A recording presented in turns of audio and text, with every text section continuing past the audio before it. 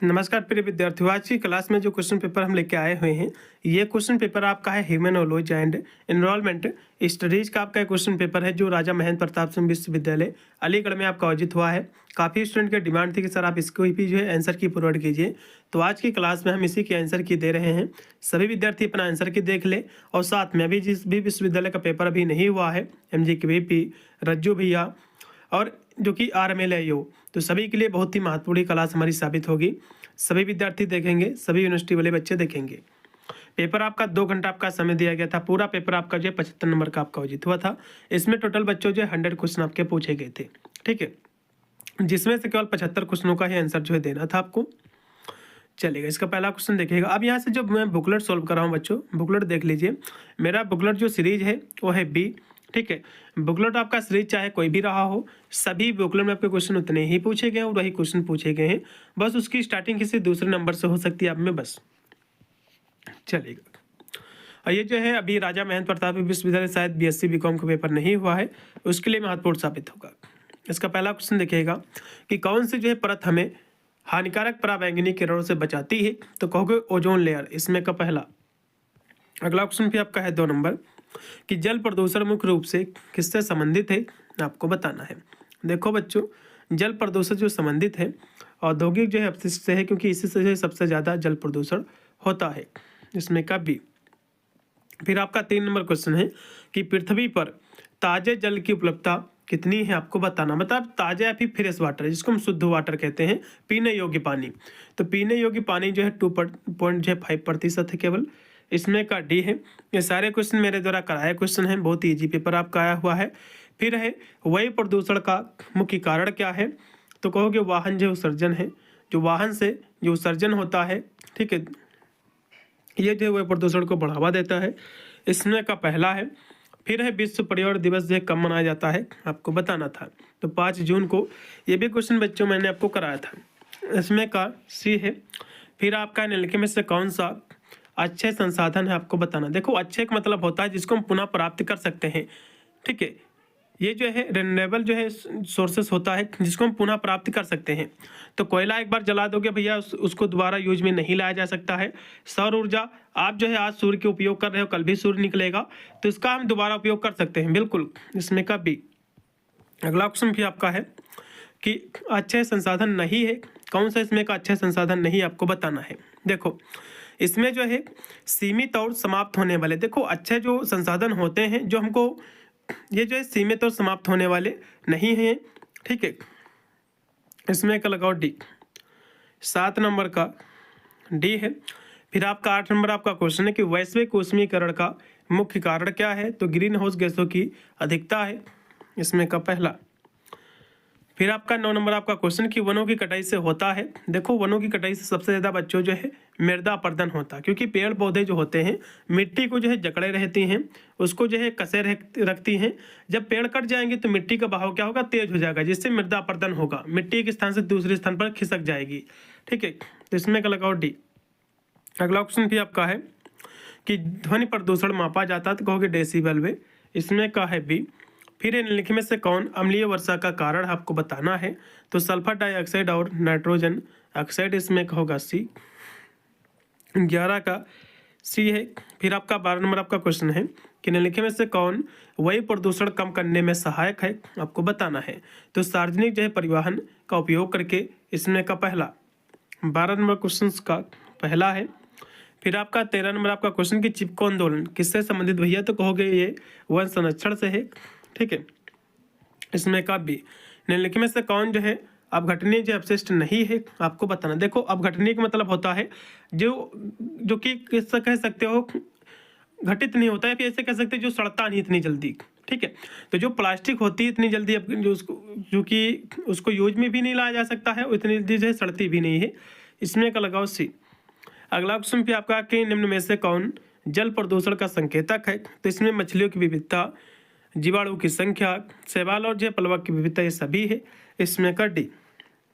15 number question का D है। फिर 16 नंबर क्वेश्चन है जैव मूल्यांकन का मुख्य उद्देश्य क्या है, तो जीवों के माध्यम से पर्यावरण की गुणवत्ता का मूल्यांकन करना, 16 नंबर क्वेश्चन का पहला है। फिर आपका 17 नंबर क्वेश्चन है कि जल में शैवाल की अधिक वृद्धि का अर्थ क्या होता है, आपको बताना है। ठीक है, तो इसमें जो है जो कि पोषण प्रदूषण है, इसमें का सी जो भी लगा उनको नंबर मिलेगा। फिर 18 नंबर आपका क्वेश्चन कि इनमें से कौन मृदा गुणवत्ता के जो है परीक्षण में सहायक है, तो कहोगे भैया जो केचुआ है। इसमें का राइट होगा आपका सी ऑप्शन, क्योंकि ये जो किसानों का मित्र भी इसको कहा गया है केचुआ को।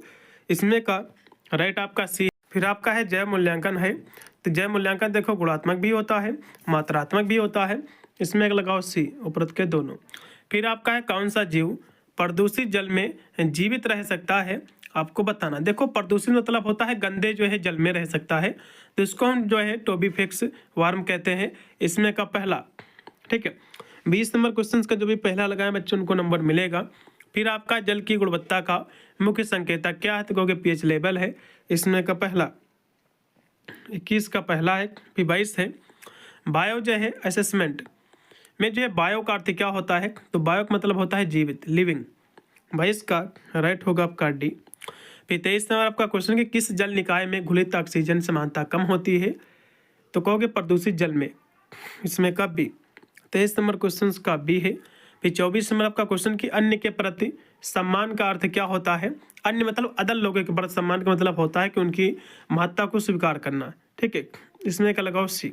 24 का सी है।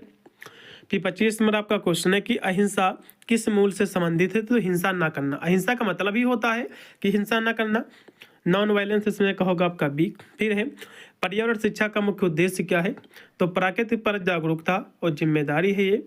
इसमें का डी होगा पर्यावरण शिक्षा में क्या जो है सहायता मिलती है, इससे आपको बताना है।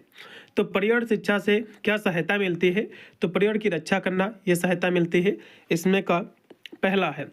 फिर आपका 28 नंबर क्वेश्चन कि निम्न में से कौन सा पर्यावरण शिक्षा का घटक नहीं है, आपको बताना है। देखो जागरूकता, ज्ञान और जो कौशल सभी इसके घटक है, लेकिन उदासीनता इसका कोई भी घटक नहीं है।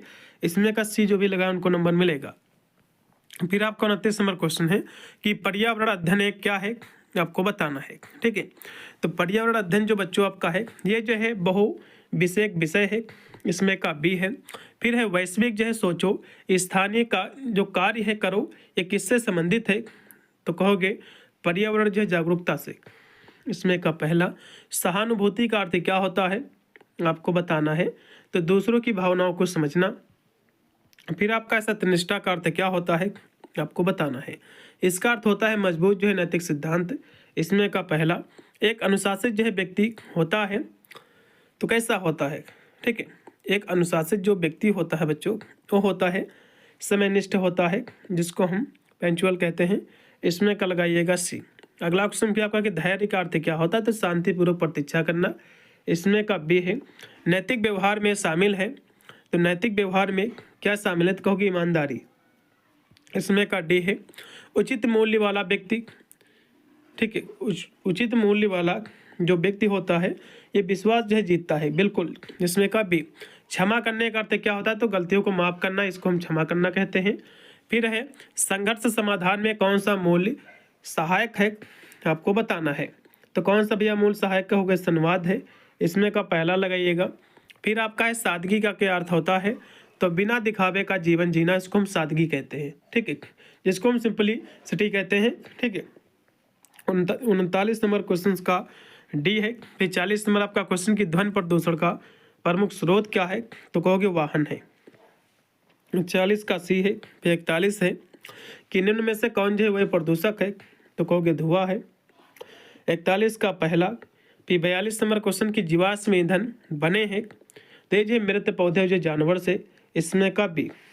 42 का बी। भी 43 नंबर क्वेश्चन की कौन सा संसाधन समाप्त होने वाला है, आपको बताना। देखो सूर्य, वायु, ये जो है जल समाप्त नहीं हो सकता, लेकिन कोयला जो है समाप्त होने वाला है। इसमें का लगाओ डी। अगला ऑप्शन भी आपका कि जल जो है संरक्षण का अर्थ क्या होता है, तो पानी को बचाना। ठीक है, इसमें का राइट आपका होगा सी ऑप्शन। फिर है खाद्य जाल क्या है, तो परस्पर जुड़े खाद्य आहार श्रृंखला होती है। इसमें का पहला है। सबसे बड़ा पारिस्थितिकी तंत्र कौन सा, तो कहोगे महासागर है, 70% भाग है। इनमें से मानव निर्मित जो पारिस्थितिकी तंत्र कौन सा, आपको बताना। देखो मानव के द्वारा निर्मित हो। देखो इसमें जो इसमें दिया हुआ है कि एक्वेरियम, एक्वेरियम का मतलब होता है बच्चों की मछली घर। तो मछली घर जो कि मनुष्य ने इसको बनाया है, तो ये मनुष्य के द्वारा निर्मित है। तो इसमें का जो भी विद्यार्थी लगा के इसमें का बी ऑप्शन एक्वेरियम का उनको नंबर मिलेगा।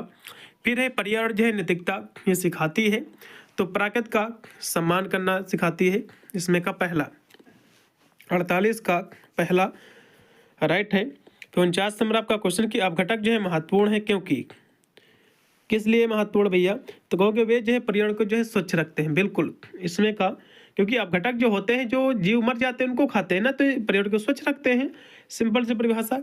अगला देखो 5 जून को विश्व पर्यावरण दिवस जो है घोषित करने वाला संगठन कौन सा है, तो UNEP है, इसके तहत घोषित किया गया था।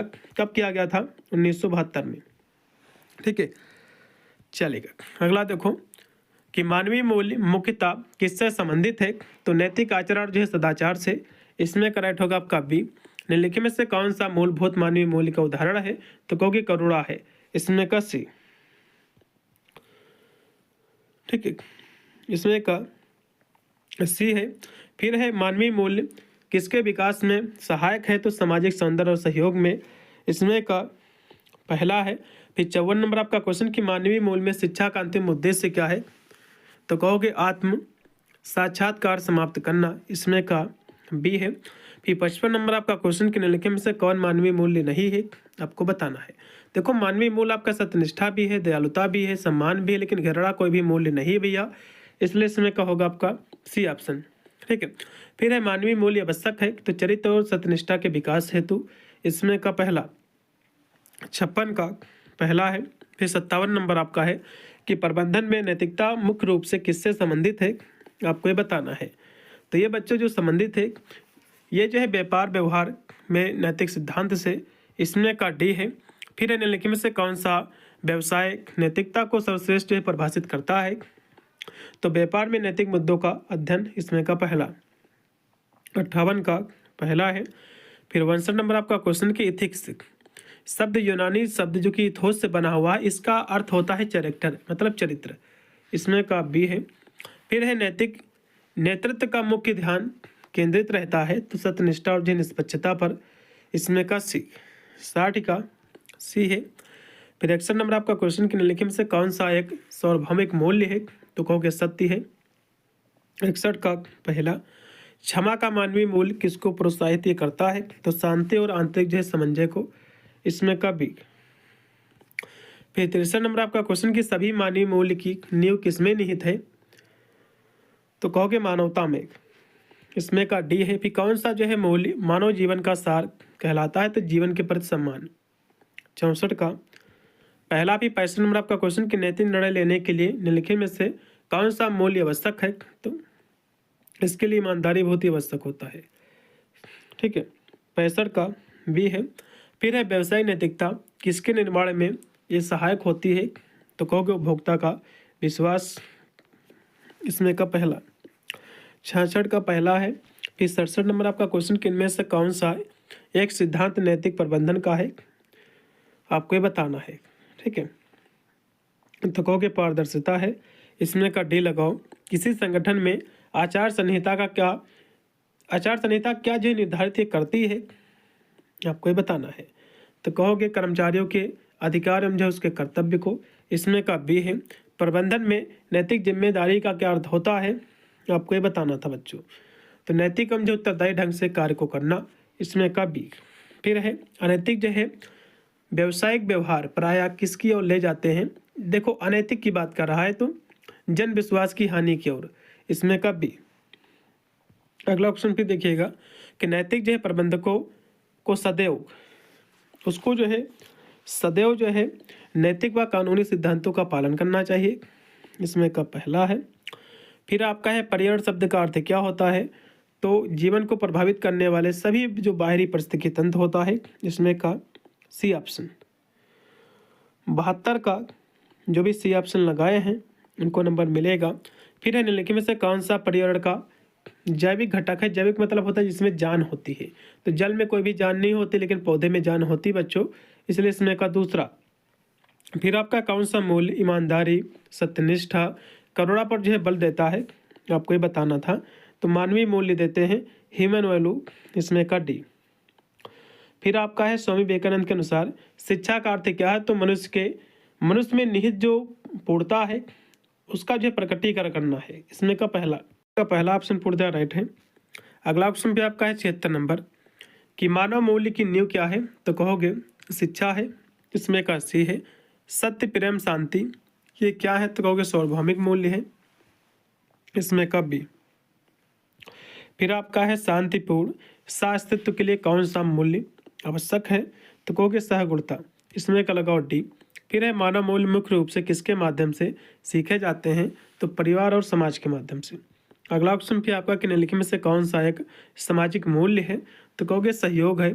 इसमें का सी है मूल्य महत्वपूर्ण है क्योंकि वे आचरण और जो कि निर्णय लेने में मार्गदर्शन करते हैं।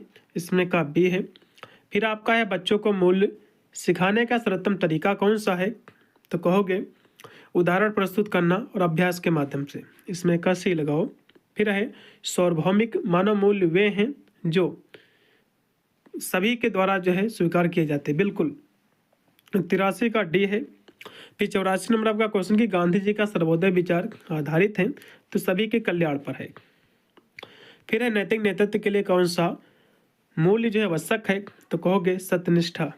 इसमें का पहला। फिर है निम्नलिखित में से कौन सा अनैतिक प्रबंधन है, आपको बताना। अनैतिक बोल रहा है, नैतिक नहीं बोल रहा है, तो रिश्वत अनैतिक एक जो है प्रबंधन है। इसमें का लगाओ सी।